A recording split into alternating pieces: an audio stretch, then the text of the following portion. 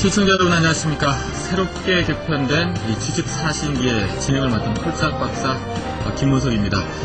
자, 오늘 이 시간에는 이 주식시장의 달인 네 분을 모시고 여러분들께서 가장 궁금해할 만한 이슈를 주제로 허심탄회하게 토론회 장을 열어볼 수 있도록 하겠습니다.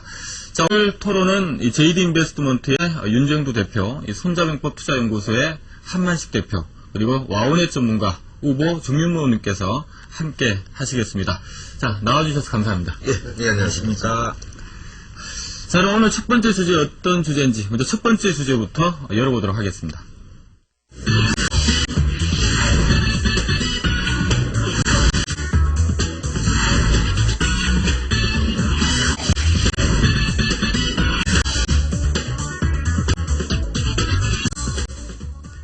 야, 이거 첫 번째 주제부터 만만치가 않은 것 같습니다. 국내 정치 바닥쳤나. 거기다 또 1000포인트까지 넣었네요. 우리 아마 PD께서 굉장히 좀 산옥한. 이걸 여기서 얘기 잘못하면은 다음 주에 빠져버리면 또 바닥쳤다 그래도 또 빠져버리면 이제 제가 완전히 생매장 될 수 있는 자, 그런 분위기 같은데. 자, 1000포인트 바닥쳤나. 자, 어떻게 생각하십니까? 제가 말씀드린 거의 10월 말부터 거꾸로 이렇게 진행이 될 수가 있는데, 일단 제가 판단할 때는 1000이 깨지면 안 된다, 일단.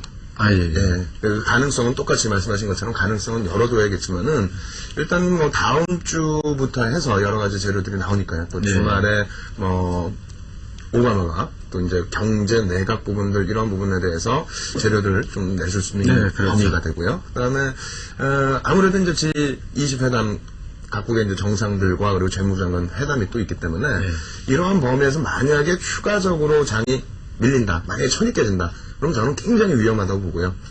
지금 상황에서는 절반 조정 잘 받았기 때문에 오늘 저점이 바닥이라고 좀 인식을 하시고, 다만 윗부분에서는 1200 넘는 기준은 거기서부터는 지표를 또 확인하셔야 될 것 같습니다. 조금 애매모호하긴 합니다만은 1000이 안 깨졌으면 좋겠다. 안 깨진다고 봅니다. 그래서. 오바마 당선자가 당선되자마자 이 미국 시장이 이틀 연속 급락하다 보니까 오늘 저녁에 뭔가 또는 주말에 뭔가 좀 좋은 얘기가 나오지 않을까 해서 오늘 막판에 좀 힘을 발휘한 것도 있는데, 아무튼 좀 조심조심 말씀을 하십니다만은 가만히 들어보면 여전히 좀 변동성이 클 것 같고 1000을 한번 살짝 또 깰 수도 있을 것 같다, 이런 얘기도 좀 들리는 것 같은데, 그렇게 좀 1000을 한 번이 깰 수도 있을 것 같은, 좀 이거 비관적이지만 그럴 가능성은 어디다 두고 계십니까? 윤 대표님 어떻게 보십니까? 일단 뭐 제 기준에서는 글로벌 증시 전체적으로 연동이 되는 흐름인데, 만약에 뭐 우리나라가 오늘 올라왔다고 해서 꼭 미국이 올랐을 수 있거나 그렇진 않습니다. 특히 이제 뭐 니케이 같은 경우가 오늘 하락으로 마감이 됐거든요. 그런 범위라면은 글로벌 시장이 이번 반등의 절반을 되돌린 그런 모습이었는데, 그보다도 이제 그 우리나라가, 또 특히 이제 아시아 증시 중에서도 특히 우리나라가 10월 중순 이후에 갑자기 무너져 내렸잖아요. 그 무너져 내린 이유를 좀 아셔야 될 것 같고요. 반등이 나온 부분도 글로벌 증시 연동폭도 있지만은 그 반등 강도가 굉장히 강했던 부분도 왜 그랬는지를 좀 아셔야 될 것 같습니다. 일단 상대적으로 10월 중순 이후에 아시아 대비해서는 미국과 유럽이 강했던 부분, 그 부분부터 이제 그 금리 지표 통해서 말씀을 드리도록 하겠습니다. 일단 그 리보 금리가 상당히 안 좋았었어요. 그래서 이제 그 파워펀드 자료 보시게 되면은 리보 금리 자체의 급변동성 때문에, 특히 이제 그 금리 자체가 너무 많이 올라온 부분 때문에 그 부분이 전체 시장의 문제점으로 신용 경색이나 그리고 금융 경색으로 이제 연결이 됐었습니다. 근데 이제 그 자료 화면 지금 뭐 올려드리려고 하는데 아직 안 나오는데요. 지금 내려와 있는 부분이 19거래일째 하향되고 있어요. 그래서 미국 쪽에 사실상 그 대선 이후에 이틀 동안의 조정, 되돌린 구간이 절반이었거든요. 만약에 이제 오늘 기준에서 추가적인 하락만 아니라면은 아시아 증시 쪽에서의 흐름도 조금 더 긍정적인 방향이 나올 수 있다. 왜? 다음 주에는 보다 많은 그런 재료들이 나올 수 있기 때문에요. 그리고 이제 그 우리나라 증시를 기준으로 놓고 보시면 CD금리입니다. 일단 CD금리 놓고 보실 때 10월 중순 이후에 다시 한 차례 급격히 올라간 범위가 CD금리 자체 6% 이상으로 상향이 됐었거든요.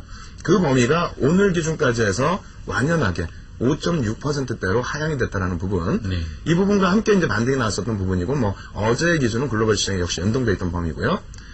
다만 이제 그 1200포인트 위쪽을 뚫고 올라가기 위해서는 요거는 이제 연간 단위로 좀 놓고 보실 수 있는 CD금리가 되는데, 사실은 아직까지는 좀 높다. 그래서 이 CD금리의 안정 부분이 우리나라 자체 외환 문제라든가 금융 문제 부분을 잠재울 수 있는 요인이 됩니다. 그래서 이 부분을 좀 확인하셔야 될 것 같고요.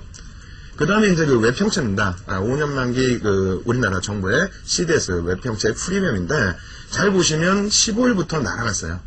무슨 얘기냐면은 지금 700bp 이상까지도 올라섰는데 이 부분에 있어서는 우리가 G7 회담, 그러니까 세계은행과 IMF 회담 때 외환 수합을 해올 것으로 기대를 했었는데 결과적으로 해오질 못하면서 CD 금리도 올라갔죠. 그리고 이제 CDS 프리미엄도 올라갔죠. 거기에 환율도 폭등이 나와버렸죠. 그렇게 되면서 이제 시장이 저는 깨졌다고 보는데요. 다행히 이번 반등 나올 때에 공격적인 금리 인하 부분 75bp 인하를 하고 그리고 이제 미국과의 수합 거래가 300억 불 수합 거래가 이제 나오게 되면서 밀려 내려왔습니다. 근데 이게 굉장히 좀 복잡한 얘기가 되는데요. 수요일과 목요일에 고점을 낮추고 그리고 목요일에 급락이 연출됐던 범위에서 다시 CDS 프리미엄이 폭등을 했다는 겁니다. 네. 폭등을 하면서 이제 지금 어제 기준까지가 이제 328bp가 되는데 그 부분의 흐름 자체도 역시 눈여겨보셔야 됩니다. 다만 현재 구간에서는 하반기 CDS 프리미엄을 잠깐 보여드릴 텐데요. 현재 구간에서 놓고 보실 때는 사실상 중간 정도 위치예요. 천을 깨고 내려갈 수 있는 위치도 아니고 그렇다고 해서 뭐 월등하게 치고 올라갈 위치가 아니기 때문에 우리나라는 우리나라대로 자체적인 흐름을 보자. 그리고 환율 부분은 특히 1300원 이하로 내려가 줘야만 윗방향의 흐름을 잡을 수가 있다. 네, 역시 이 전문 용어들이 많이 나오다 보니까 저도 좀 머리가 약간 제가 홀짝 박사라 그런지 좀 단순해서 그런지 근데 세 가지는 꼭 보셔야 돼요. CD하고 CDS하고. 자, 그럼 계속해서 다음 주제 넘어가도록 하겠습니다.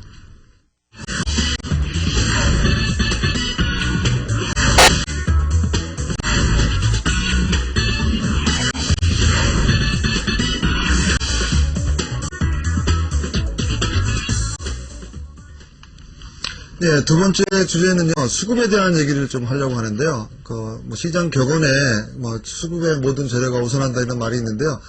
수급상 각 주체별로 시장에 보시게 되면 우리 개인 투자자들 이번 하락 과정에서 상당수 많이 매수 기여를 했고 또 연기금이 오늘도 마찬가지고요. 또 지수가 떨어질 때마다 매수 주체로 등장하고 있고 또 외국인 투자자들은 한없이 지금 매도가 지금 지속되고 있고 또 기관 쪽과 관련돼서는 프로그램과 관련된 뚜렷하게 방향성 없이 매수가 되고 있는데요.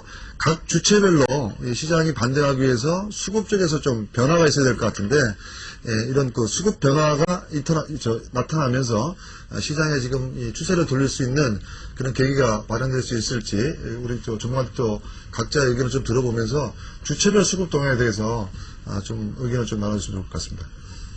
네, 어느 분 먼저 윤 대표님 먼저 말씀 좀 해주세요. 예, 일단 제 판단할 때는 외국인들에 있어서는 절대적으로 국내 증시에서 공격적인 매수가 단행될 가능성은 거의 적다라고 말씀드리겠습니다. 이것은 국내 증시가 뭐 나쁘다의 뜻이 아니고 외국인들 입장에서는 물론 환율 문제도 있겠습니다만 역대적으로 90년대 이후에 외국인 지분 한도가 증가했을 때 평균 매수 지수대가 700포인트 수준입니다. 지금까지도 이제 외국인들의 매도가 나오는 범위는 S&P 500 지수의 연동폭하고 뭐 같이 움직이고 가기 때문에 외국인들은 좀 제한적일 가능성이 높다. 그리고 관망 정도만 해줘도 우리나라에서는 굉장히 좀 강해질 것 같아요. 그래서 2005년부터 뭐 계속 매도를 했지만 그렇지만은 뭐 2005년, 2007년도에 상승 랠리가 나왔던 것처럼 외국인은 뭐 그렇게 크게 우려되는 부분은 아니라고 보고요. 오히려 이제 걱정되는 부분은 연기금과 그리고 펀드 부분, 그러니까 투신권의 부분입니다. 두 가지 중에서 이제 투신 같은 경우에는 사실 개인들의 환매는 거의 없거든요. 그다지 없는데 기관 투자자들이 넣었었던 거치식 자금에 대한 환매.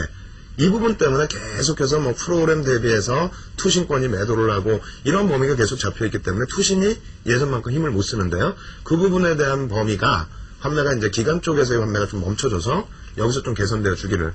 그리고 연기금 같은 경우에는 사실 땅 파가지고 계속 돈 나오는 건 아니잖아요. 근데 이제 연기금이 조금 올해 들어서 많이 좀 방어를 해줬습니다. 근데 어떤 면에서 본다면은 그 방어면이 굉장히 좀 무리가 있었다는 것도 있다라는 거죠. 그리고 또 올해 이제 손실폭도 좀 있고요. 그래서 연기금이 자유로워지려면은 아무래도 1400포인트 전후 구간까지는 지수가 돌려져야 오히려 그 이후부터는 연기금이 좀 자유롭게 들어오더라도 문제가 없을 것 같다. 그래서 일단 지금 수급은 어디서 이제 좀 들어와야 되는데 가장 가장 기대하는 부분은 투신권에서 제가 기관들이 환매를 안 해줘서 그 범위에 매수가 좀 들어와 주는 거. 그리고 연기금은 지금 너무 복잡하게 들어와 봐야 나중에 되면은 또 평가금이 넘치면 또 매도를 해야 되잖아요. 그렇기 때문에 연기금은 오히려 조금 제한적으로 들어왔으면 좋지 않을까 이렇게 말씀드리겠습니다. 뭐 전체적인 말씀들이 뭐 외국인도 그렇고 또 기관도 그렇고 뚜렷한 지금 주체가 나타나지 않는 그런 상황들을 보여지는데요.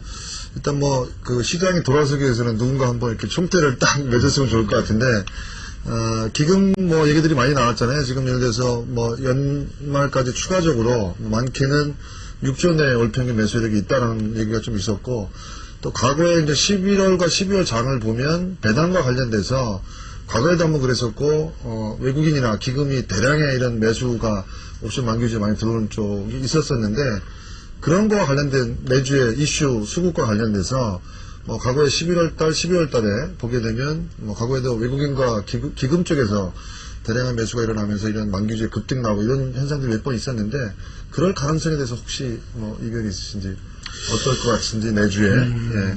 일단 그 연기금 쪽부터 이제 그 점검을 해드리겠습니다. 그래서 연기금이다라고 하면은 우리나라에 이제 75개 정도 있어요. 75개 정도 있는데 그 중에서 자금 여력의 90% 이상 국민연금입니다. 그렇기 때문에 사실 시장에서는 연기금이다라고 하면은 이제 국민연금을 말씀을 하셔야 되는 건데 일단 국민연금의 전체 그 운용 자산 규모부터 한번 표로 준비를 해서 보여드리겠습니다. 표를 보시게 되면은요, 국민연금이 뭐 계속해서 증가를 하죠. 증가를 하면서 세계 시장에서도 이제 그 국민연금의 우리나라 국민연금 규모 자체가 상당히 커져 있는 상태인데요. 작년 기준에 220조 정도 규모가 됩니다. 올해 기준에는 지금 228조인데 원래 올해 목표가 250조 정도였어요. 그럼 사실 250조 정도에서 왜 이렇게 많이 줄었냐? 좀 죄송스럽습니다만 주식에서 너무 많이 손해가 나왔습니다. 놓고 보시게 되면요, 지금 투자 비중 자체 위탁 주식과 이제 직접 주식 포함을 해가지고 2007년도에 33조 매수를 했고요. 그게 15.1%입니다. 우리가 이제 그 규모면에 대해서 얘기하는 부분이 있는데 요거 이제 표 하나 더 보여드리고 규모면을 말씀을 드릴게요. 일단 그 수익금에서 2008년 8월 기준으로 해서 그리고 또 9월 기준으로 해서 지금 연기금의 주식 손실 금액이 7조 2천억이란 말입니다. 근데 요게 이제 좀 함정이 있어요. 무슨 얘기냐면 앞서 보여드린 것처럼 228조, 230조 잡았을 때 230조 대비해서 국민연금의 주식 편입 여력은 17%라는 거죠. 그 17%인데 그 17%를 감안했을 때 이제 40조가 좀 넘는단 말이에요. 근데 40조가 넘어가는데 시장이 빠져서 평가 금액이 낮아지다 보니까 그래서 발생된 매수 여력이라는 겁니다. 그래서 그 부분이 실질적으로는 시장이 전체적으로 신규적으로 들어올 수 있는 그런 자금이 아니고요. 오히려 그 부분에 있어서는 플러스 마이너스 또 5% 정도의 범위를 줘요. 그래서 주식시장이기 때문에 올라갈 수도 있고 내려갈 수도 있기 때문에 17%가 올해 목표였다라고 한다면 12%에서 22% 기준. 그래서 연기금 기준에서 228조에 대한 12에서 22조. 근데 지금 과연 40조 정도, 40조 이상을 지금 시장에 들어와서 40조 이상 금액에서 지금 현재 기준으로 15조 이상 정도가 손실로 추정이 되고 있는데요. 그 범위에서 또 공격적으로 들어올 수 있겠느냐. 그래서 사실, 포인트는 그런 거죠. 예를 들면 뭐 손실을 자기가 메꾸기 위해서 자기가 싸서 땡길 수 있는 방법도 있는 거고요. 그러니까 그런 거와 관련돼서 뭐 내주에 그 옵션 만기와 관련돼서 기금이 대량 매수를 해서 주수를 끌어올 수 있는 방법 그런 부분들하고 아까 오부님 그 옵션 만기에 대한 그 포지션을 얘기하시면서 좀 더 추가적으로 올라올 수 있는 여지를 말씀해 주셨는데 예를 들면 관심은 외국인 숏커버가 대량으로 들어오면서 또 지수를 급등시키는 그런 가능성도 있기 때문에 그 부분 잠깐 그 부분을 좀 설명을 드리면 지금 가장 문제가 되는 건 이제 제가 그 천을 건드릴 가능성도 있다는 표현까지 포함을 해서 말씀을 드리면 지금 그 외국인들 선물 포지션이 지금 풀어지고 있는데 선물 매수 포지션이 풀어지고 있는데 지금 이 위치에서 쇼커버링은 그렇게 크게 발생은 안 합니다. 예, 여기서 올라오면서 추격 쇼커버링은 나올 수 있어도 충분히 밀어서 매수를 하기 때문에 뭐 전체적으로 이제 그 수급은 상당히 살아났다고 봅니다. 아까 표에서 말씀드렸지만 그 엊그저께 누가 그러더라고요. 뭐 돌아온 외국인 뭐 이런 얘기하는데 그건 택도 없는 소리고. 뭐 외국인 하루 샀다고 금방 방송에서 택도 없이 무슨 외국인 돌아온 외국인 이런 거 떠드는 거 참 그거 참 창피한 소리인데 그렇지만 분명히 잦아들었습니다. 외국인 매도는 지금 분명히 잦아드는 상태고, 저는 지금부터 그 카바링, 꼭 카바링이라는 표현은, 쇼카바링은 외국인들이 그 주식을 때려놓고서 선물로 카바를 해도 돼요. 그래서 이 선물이 지금 풀어지고 있다는 얘기는 카바가 어느 정도 들어올 수 있고, 매수가 지금 외국인들의 그 매수, 그러니까 매도가 상당히 줄어들어 있고, 거기다 이제 수급이 좀 개선되고, 오늘 이제 가장 좋은 얘기로 그 USB에서 이제 오늘 중국 상해가 떴지 않습니까? 그 USB에서 나온 것이 3억 위안인가요?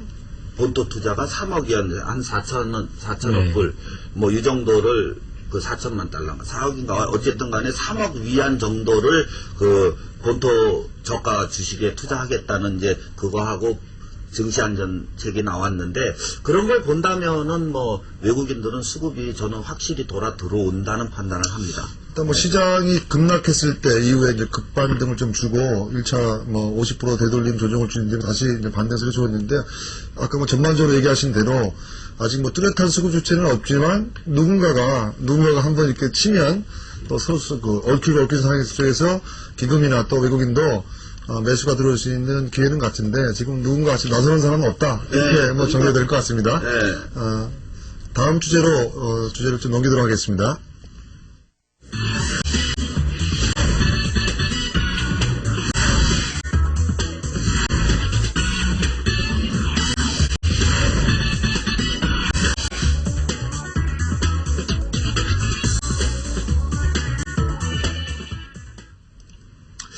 예, 굉장히 어렵습니다. 시장 자체 변동성도 크고요. 뭐 시황 전망도 어렵고 또 수급 전망도 사실상 아직까지는 명확하지 않은 상태인데요. 지금 주제는 앞서 보신 것처럼 건설주 지금 사도 되나, 이러한 주제입니다. 일단 그 국내 시장에서 자금 경색이라든가 이런 부분이 굉장히 크게 불거졌던 범위가 아무래도 이제 건설사 쪽에서의 PF 문제, 이 문제가 다시 연동이 되는 게 아무래도 은행권, 금융권이 되겠죠. 은행과 증권 쪽. 이러한 부분에서 전부 꽁꽁 묶여 있는데요. 다행스럽게 뭐 CD금리나 CDS 이러한 부분들이 이제 상당히 안정화를 주고 있습니다.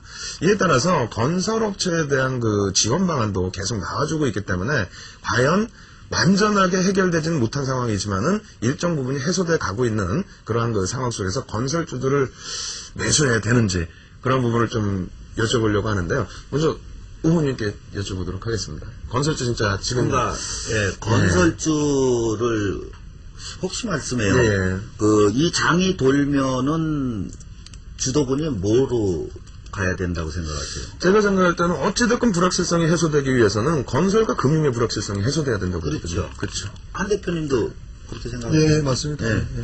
뭐 홀짝 박사님은 대충? 혹시 뭐 건설회사에서 노가다 같은 거 해보셨습니까? 아, 내가 원래 저 노가다 출신입니다. 그럼 말씀하시죠. 그래서 자, 제가 이렇게 좀 말씀을 드리고 싶어요. 뭐냐면, 그러니까 전체적으로 대한민국 시장이 살기 위해서, 그러니까 내일 당장 주도군이 IT가 간다든지 아니면은 요번 폭락장에서는 여러분들 잘 아시는 삼성중공업이 상한가 3방, 하한가 1방, 상한가, 이런 잡주가 어디 있어요? 코스닥 잡주도 이렇게 나오는 잡주는 없거든요. 이런 식으로 장이 움직이는 그런 단기적인 반등 말고 대한민국 전체가 다시 1500, 2000 내년에 경제를 살린다는 그 핵심을 보면 저는 분명히 삽질밖에 없다고 봅니다. 네. 그러니까 당연히 지금부터 장기 투자를 하려면 무조건 건설주는 하나 물고 들어가야 된다는 게 제 판단이고, 파트 그러나 중요한 게 있는데 그래도 수급이 좀 붙은 건설주를 하나는 꼭 끼고 가야 이 장 반등에서 수익을 가장 챙길 수 있는 길게 보는 안목입니다. 당장 뭐 다음 주부터 가면은 오바마가 다시 움직이든지 뭐 다른 그 IT라든지 환율이라든지 움직일 게 많이 있겠지만은 그거보다 좀 더 오늘은 뭐 짧은 대박이 아니고 좀 긴 대박으로 제가 설명을 드리면, 우리나라 경제가 산다는 걸 믿으실 분들은 건설주는 하나 끼고 가야 된다고 봅니다. 네. 맞아요. 그런 것 같습니다. 지난주에도 사실 우리가 수요일 날 한번 출렁거릴 때에도 시행그룹의 그 유동성 때문에 문제도 있었잖아요. 근데 만약에 지금 건설에 대한 문제가 만약에 또 불거진다면 충격은 더 크겠죠. 윤 대표님은 근데 언뜻 보기에도 얼굴이 곱게 자랐습니다. 막일 한 번도 안 해보셨죠? 아니, 근데 저 일본에 있을 때, 학교 네. 다닐 때 학생할 수 있는 아르바이트 방학 때, 네. 노가다 호수에 물 뿌리고 이런 거 했습니다. 삽질 해보고. 그 삽질이 아니죠? 건설주는 좀 어떻게 돼요? 저는 용어를 참 순화해야 되는데 노가다가 아니고 일. 그렇죠. 저는 실제로 대학 다닐 때 굉장히 막일을 한 4년을 했었습니다. 저는 그 아파트에서 밧줄 타고 막 이렇기 때문에 그거 굉장히 비싸거든요. 근데 솔직하게 저는 개인적으로는 일단 물론 길게 보면은 괜찮긴 괜찮을 것 같은데 조금 지금 그래도 주제가 건설주 사도 되냐라는 부분이니까 저는 아직은 안 샀으면 좋겠다라는 게 왜냐하면은 사실 얼마 전에 저희 누님도 막 전화 오셔가지고 하신 얘기가 저희 누님이 사실 2006년도에 대출 끼고 이렇게 집을 하나 사셨는데 지금까지는 그나마 이제 이자 꼬박꼬박 내고 있었는데, 뭐 요즘 이자도 많이 올랐지 않습니까? 그러다 이제 내년도부터는 원리금 동시 상환을 이제 들어가야 돼가지고, 저한테 벌써 돈 빌려달라고. 난리가 났는데, 저도 없는데 지금. 저도 지금 매일 한강 나가서 지금 힘들어하고 있는데. 그래서 이게 근데 보니까 지금 내년 2006년도 이후에 워낙 대출 받으신 분들도 많고, 네. 거기다가 워낙에 또 은행이 가지고 있는 예금 대비 대출을 많이 푼 상태다 보니까 요즘 한국은행이 금리를 내리고 해도 실질 대출 금리가 그렇게 가파르게 떨어지지도 않는 상황이고요. 네. 이 상황에서 내년도에 원리금 동시 상환이 집중된다면 아마 제 생각에는 지금 현금 쥐고 있으면 집을 좀 싸게 살 수 있는 기회가 내년에 오지 않을까. 저는 요즘 사실 개인적으로 경매 공부도 하러 다니고요. 근데 이런 전반적 부분을 놓고 봤을 때는 아직도 악재거리가 좀 남아있다라는 부분과 두 번째는 역시 실적적인 부분에서도 지금까지는 2006년, 2007년도에 좀 고가 수주한 부분이 실적으로 잡히지만 이제 2009년도만 다 끝납니다. 이제는 고가 수주한 거는 다 끝난 거고 저가 수주 경쟁을 해야 되는데 요즘 사실 중동 쪽에서도 잘 안 들어오고 막 이런 부분들 놓고 보면 요즘 뭐 정부의 경기 부양책 관련된 얘기 또 뭐 SOC 예산 늘린다 이런 얘기도 나오지만 그게 또 대운하가 될지 뭐가 될지 모르겠습니다만은 아무튼 전반적으로 기대감이 있는 건 맞지만 아직 몇 개 건설사들이 좀 도산되는 과정을 저는 거치지 않을까 싶고요. 따라서 중기로 보고 사는 건 맞는데 저는 개인적으로 지금 사는 것보다 내년 한 따뜻한 봄 지나가고 난 다음에 그때 봐서 살아남는 건설사를 사는 게 낫지 않느냐. 그런 말씀이시네요. 그러니까 이제 후보님께서는 제가 좀 객관적으로 말씀드려야 되니까 네.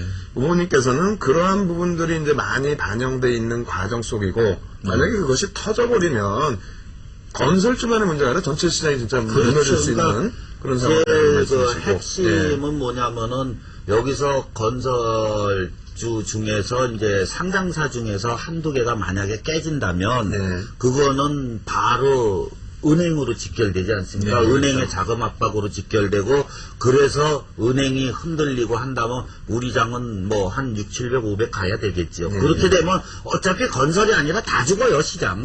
다 죽으니까 그렇다면 지금 여러분들이 전체 주식 통계들을 보시게 되면은 지금 우리 시장에서 고점 대비 저점까지 떨어지는 이 토막난 시장에서 8, 90%가 빠진 건설주들이 있단 말이죠. 네, 맞습니다. 이런 거는 하나 꿰차고 싹 사서 파묻어야 어차피 죽을 땐 같이 죽을 거니까 장기적인 안목으로는. 종목이? 예? 나는 누구야, 저기를, 배용준을 좋아하는데, 너무 속이 상해서. 우탁 박사님께서는 아무래도 이제 그런 의견에 반해서는 좀 뭐랄까 지금 아무래도 이제 PF 관련해서 75조 그 부분의 문제도 아직 솔직히 해결이 안 됐고 그리고 또 지금 당장 올해 만기돼야 될 자금도 해결이 안 됐기 때문에 뭐 좀 조심하자는 말씀이신 것 같아요. 여담입니다만 3월쯤 계산하시잖아요. 네. 저는 지금쯤이 적기라고 보거든요. 네. 왜냐하면은 지금 부동산이 거래가 침체될 만큼 침체됐고 오늘 금통위 하는 총재 발언에서도 금리 인하를 하는 목적은 부동산 때문이다라는 대출금리 때문에 그거를 때문에 인하를 한다는 그런 거는 이미 활성화가 시작이 됐다는 얘기고 정부에서도 지금 환매 조건부 미분양을 사들여 가지고 이제 풀어주는 이런 거를 하기 때문에 지금 이미 시작이 됐다면 아마 내년 3월엔 비싸도 못 살 거예요. 근데 살려면 지금 시청자분들은 당장 또 대박을 원하시기 때문에 그런 부분들이 있어가지고 제가 보기에는 뭐 지금 금리나 유동성 문제에 대한 것들, 유동성 수요와 관련돼서 건설주라든지 뭐 증권주 이런 것들이 지금 수혜를 받을 수 있다고 보는데 당장 놓고 봤을 때 건설주 지금 사야 되느냐는 부분을 뭐 간단하게 좀 최근에 수급 동향, 건설주에 대한 수급 동향을 좀 본다고 하게 되면 뭐 좀 해석이 될 것 같은데요. 준비된 차트 잠깐 보시게 되면 이 건설주의 그 주체별 동향을 봤을 때 상당히 지금 하락을 나왔던 요인은 기관의 매도 부분이 좀 보시면 될 것 같고요. 개인 투자자들이 지금 건설주에 상당한 기대감으로 매수가 들어오면서 거꾸로 주가는 상당히 빠져있는 부분이고, 최근에 반등을 보이는 모습은 외국인의 매수세, 요 부분에 지금 반등을 보이기 때문에 아까 오건님 얘기하신 매수를 한다 하더라도 외국인 매수가 외국인이 붙어있는 몇 그런 개는 종목은 괜찮아 보이는 거고요. 그러면 그 외로 지금 아까 얘기했던 반대로 단기적으로 본다 하게 되면 수급적으로 그러면 건설주와 증권주를 둘 다 놓고 만들 때 유동성 수급과 관련돼서 증권주의 지금 차트의 흐름을 보시게 되면 이건 또 건설주와 반대죠. 오히려 기관 매수가 붙어있는 부분이고 최근에 외국인이 상당수 매수가 들어오면서 개인은 매도기 때문에 오히려 유동성과 관련된 업종을 공략을 한다면 건설과 증권 그렇다면 지금 단기적으로는 건설보다는 증권 쪽이 오히려 좀 나을 것 같고요. 건설은 아까 얘기 드렸던 그런 외국인이 붙으면서 좀 살아있는 대표적 목적으로 이렇게 압축하는 것이 좋다고 좀 보여집니다. 증권 같은 경우에는 이제 전통적으로 증권은 시장이 살을 때 하고 그 다음에 고점 찍을 때거든요. 그때가 증권주가 가장 잘 움직이는데 이미 바닥에서 돌고 증권주는 조금 살아나기 시작을 했는데 제일 약점은 뭐냐면은 지금 증권주가 몇 개인지 아세요? 혹시? 글쎄요. 증권사가 저는 이제 이름도 모르는 증권사들이 너무 많이 생겼어요. 경쟁이 치열하고 앞으로 갈 길이 구말리기 때문에 저는 앞으로 증권주는 가능한 한 취급을 안 하려는 생각입니다. 그래서 아까 말씀드린 대로 지금 시청자 여러분들이 오늘 대박 타임이니까 대박을 위해서는 각자 차트들을 열어보시면 외국인이 잘 붙어 있는 건설주가 몇 개 보입니다. 예. 그런 쪽으로 들어가면. 내일이? 네, 이번 주제 이제 굉장히 좀 중요한 주제 중에 하나였는데, 일단 결론적으로는 이런 말씀 드리신 것 같아요. 굉장히 문제가 지금 불거져 있습니다. 연말 안으로 22조 PF 당장 해소를 해야 되는데, 아직 해소는 안 됐지만은 해소 과정이기 때문에 이제부터는 접근을 단계적으로 좀 하셔야 된다는 말씀하고, 또 우리 이제 김문석 대표님께서는 그렇다면 이왕이면 똑같이 다 악재가 있는 거니까 그 악재 요인이 해소되는 국면에서 그런 위치에서 좀 접근하는 게 낫지 않겠느냐. 가장 지금 부각되어 있는 업종을 지금 접근하는 것보다는. 그리고 이제 한만식 대표님께서는 그렇다면은 유동성으로 본다면은 증권 업종이 가장 그래도 그나마 낫지 않겠느냐. 이렇게 말씀을 해주셨습니다. 바로 다음 주제로 이제 넘어가겠습니다.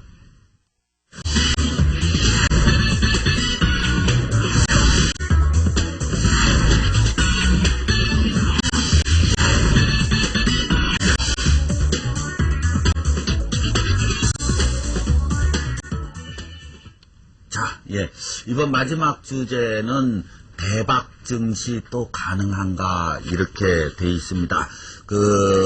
다들 경험을 해보셨습니다만은 제가 이제 가장 이번 1200 고점에서 올매도를 외치고 장 빠진다고 엊그저께 설쳐되는 이유가 뭐였냐면은 여러분들이 아시다시피 무거운 대형주들이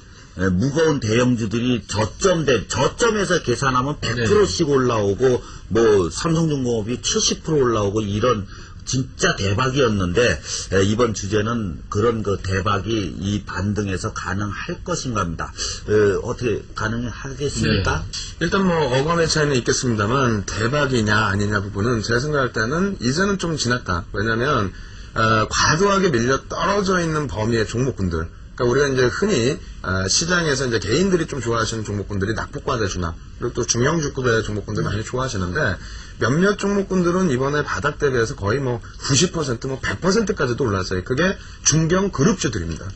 그렇게 된다라는 거는 이제 낙폭과대의 힘이고 그리고 이번 주 내내 장중 기준에 개인들의 전체 시장 매매 대금 비중이 70%를 계속 넘었었어요. 그러니까 개인들에 의해서 올라왔던 범위들이 좀 많거든요. 그래서 이제 그러한 범위에 대박은 조금 힘들 것 같고 의견을 동조하는 부분은 저는 제가 볼 때는 이제 환율 범위의 문제보다는 유동성이 그만큼 깔렸다는 거죠. 금리 인하하고 구제금융을 넣어주고 하다 보니까 이것이 이제 너무 유동성이 깔려 있다 보니까 전체 글로벌 시장만 조금만 안정세를 찾고 그런다면은 이 자금력을 가지고 랠리는 분명히 나올 수가 있다. 폭발한다. 예. 근데 이제 그 부분의 흐름이 과연 그게 이제 어디일지는 다음 주 정도에 또 한번 방향성을 잡을 수 있을 것 같습니다. 대박이 다음 주에 나올까 어떻게 생각하세요? 지금 전체적으로 두 분은 좀 길게 보시고 전체적으로 지수가 상당히 빠지고 여러 가지 그 얘기들, 펀더멘털적으로 지금 상당히 지금 저점보기 때문에 당연히 기간적으로 좀 1년, 2년 보고 난다면 당연히 지금 그런 부분에 대한 대박이 충분히 나올 수 있다고 보는 거고요. 지금 관심은 이제, 당장 다음 주 또 그 최근에 그 지수가 급등하는 과정에서 일부 상품 쪽에서 좀 급등이 나왔던 부분들, 우리 개인 투자자들이 이번 그 하락에서 손실 일이 너무너무 크시기 때문에 그렇죠. 약간의 대박 아니지만 중대박이라도 좀 터져서 좀 손실이 복구되는 그런 기회가 얼마 전에 있었죠. 최근에 있었는데 그런 것들이 아까 전 우리가 지수를 얘기하면서 내주에도 상당한 변동성이 있을 거고 특히 또 옵션 만기라는 이런 그 만기주와 관련돼서 또 파생상품과 관련돼서 또 내주에 또 한 번에 급등 양상이 있을 수 있는데 일단 그런 것들이 또 가능한 거냐라는 측면에서 보면 일부 가능성이 있다라는 말씀을 좀 드리고 싶고 최근에 있었던 대박 사례로 잠깐 그 차트를 제가 준비했는데요. 제가 아까 보여드렸던 대로 이 콜옵션 쪽에 160쪽 상품이었는데 10월 중순경이었죠. 중순 10월 급락이 나오기 전 때 가격적으로 한 100만 원 정도 이상 되는 그런 상품들이었었는데 그런 것들이 지금 10만 원이죠. 10만 원. 10만 원 이상 되던 상품들이 9천 원까지 폭락이 나왔다가 아까 중간에 투신 쪽에 매수기가 좀 들어오면서 9천 원, 만 원대에서 10만 원 이상 이런 쪽으로 큰 폭의 상승이 좀 보였었고 오늘도 어떻게 보게 되면 지금 차트적은 크게 짧게 나오지만 확대해서 보시게 되면 3만 5천 원짜리가 7만 원대 300% 이상 이런 급등들이 옵션 만기와 연동되고 또 지수가 급등한 과정 속에서 자주 연동이 연출되고 있는데요. 그런 것들이 내주에 또 일부 나올 수도 있다라는 부분. 그래서 대박이. 아까도 그런 지수가 오늘 저점대인 1030대, 50대 이런 부분이 좀 내려온다면 한번 연기금의 공격적 매수라든지 또 외국 투자들의 쇼크오버 매수가 좀 일부 가담이 된다면 과거에 그 폭등이 나왔던 몇 가지 사례들이 있는 이런 부분들과 연동해서 또 한 번의 기회가 올 수도 있다.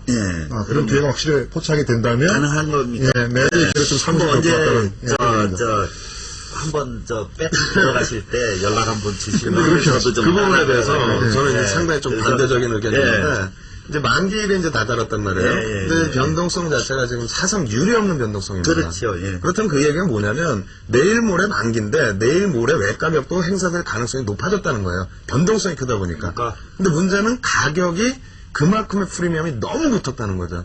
우리가 그 15일까지만 해도 3, 40에 놓여져 있던 변동성 퍼센테이지가 지금 90, 100이라면은 2배 이상의 가격을 주고 들어가는 건데 내가 본 방향성이 만약에 예를 들어서 100포인트대 방향성이 안 나온다면 기존의 수익률 자체가 안 나온다는 거예요. 그래서 이 변동성 부분은 명확하게 이제 한 번 더 또 시청자분들도 또 체크를 하셔가지고 과연 내가 볼 때 그 변동성이 계속 확대될 수 있느냐 요거는 꼭 보셔야 될 것 같습니다.